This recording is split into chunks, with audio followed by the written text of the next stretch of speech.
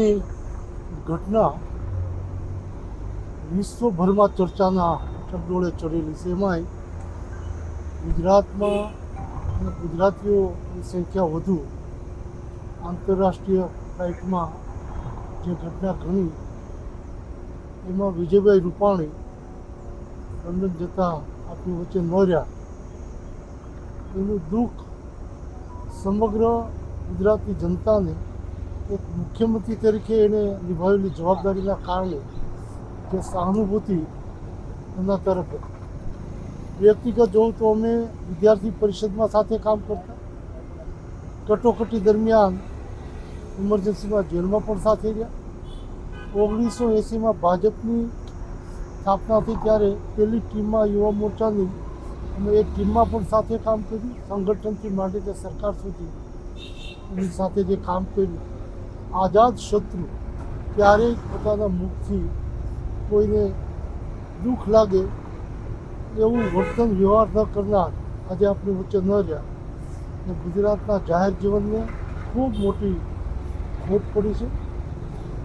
અંજલીબેનને મળીને અતિ શોકમય વાતાવરણમાં જે સ્થિતિ નિર્માણ થઈ છે, એનાથી હું અને ભારતીય જનતા પાર્ટી અને ગુજરાતના તમામ લોકો જે દુઃખી છે, ઈશ્વરને પ્રાર્થના કરી એમને પરિવારને સૌને સાંત્વના શક્તિ આપે. તો વિજયભાઈને મેં 11:30-12 વચ્ચે ફોન કર્યો. દીકરી ક્યાં છે ને રૂમ એવો આપ્યો છે કે એને તકલીફ પડે તો કાંઈ સૂચના જાય. 10 મિનિટમાં દીકરીનો ફોન આવ્યો કે મને સારો નીચે રૂમ આપી દીધો છે. તો નાના એવા રૂમ માટે મુખ્યમંત્રીને કહ્યું, વિજયભાઈ વ્યક્તિગત સંબંધો અલગ છે, મુખ્યમંત્રીને કહ્યું, મુખ્યમંત્રી એ દીકરી માટે સંવેદનશીલ રીતે રૂમ ચેન્જ કરી આપે. એવી રીતે ખેડૂતોને 3%ના દરથી જ્યારે ધિરાણ મેં વિજયભાઈને ફોન કર્યો, ફિલ્ડમાં જઈએ છીએ તકલીફો પડે. 3% જો રાજ્ય સરકાર વધારે ભોગવી લે તો 0%થી થઈ કે બાકી કેન્દ્ર આપે. વિજયભાઈ એક ક્ષણના વિલંબ વિના ખેડૂતો પ્રત્યેની સહાનુભૂતિમાં હા પાડી.